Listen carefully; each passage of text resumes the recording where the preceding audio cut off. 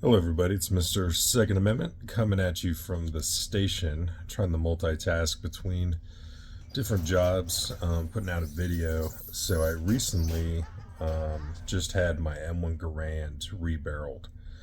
And I originally got my M1 Garand from the CMP back in 2009. And I don't know how many rounds that I've put through it since I've owned it.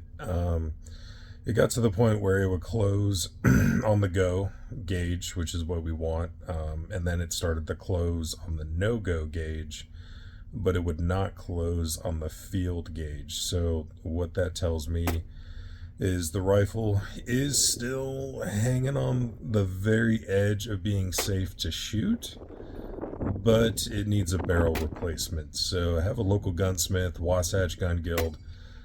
They kind of specialize in doing this, and I had them get me a brand new Criterion chrome lines government profile 30-06 phosphated M1 Garand barrel, and I'm going to be picking it up tomorrow.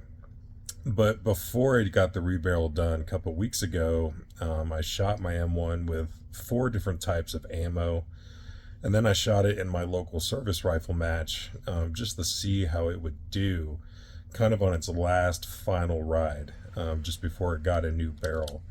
So let's go ahead and look at those results and see how it went. All right, so again, going back to the 4 types of ammo, got some Lake City Ball 1969 produced. Our club does have some of this stored up for club members and for the matches that we can buy. A lot of it is dried up on the commercial market, but this ammo does perform very well. Then we got the Hornady Match, their 168 grain ELD match ammo. Then we got the Winchester 150 grain full metal jacket, their modern M2 ball. And then the same thing for S&B, their 150 grain, kind of their modern stuff. You'll notice whether I'm using surplus ammo or I'm using modern produced M1 Garand safe ammo, you want to make sure that you're using ammunition that is built to the old M2 spec in terms of your gas and port pressure, just so you don't damage your op rod or the rifle. I did end up bringing out, just as a control, and I kind of wanted to double check zero on these rifles, I did bring out my M16A2 build. It's basically the PSA H&R M16A2. I've got a Geisley trigger in there, and I have a Rock River H-bar profile chrome lines 1-9 twist barrel. I also brought out my hex receiver Mosin, which hasn't seen a lot of use, but it is a Mosin, just to see what it could do. And I did also bring out some ammunition with that. For the M16A2 build, I used the PMC X-Tac. Historically, that barrel seems to like just standard 55 grain full metal jacket M193, and I'm thankful for that. So we see our first group. It's a 10-shot group at 100 yards, 1.7 MOA. All these groups were seated, benched. So that was pretty dialed in. I let a buddy use that for the match. But the Mosin seemed to like the S&B rounds, the 174 grain match rounds. We got pretty decent group there with the Mosin, coming in at 2.3 MOA with that 174 grain hollow point boat tail S&B match ammo, so that Mosin seems to like that ammo. Moving on, getting to the results on our M2 ball with the shot out barrel, we got 2.8 MOA, 5-shot group, 100 yards.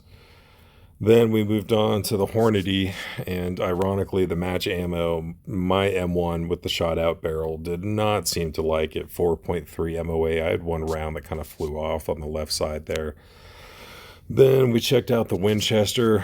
Really did not seem to like that. There was also a round that flew off to the left side, so we ended up with 6.6 MOA. 5-shot 100 round group. All of this ammo ran functionally and flawlessly. It's just every rifle's an individual, and you'll see that some ammo may be good and some may not.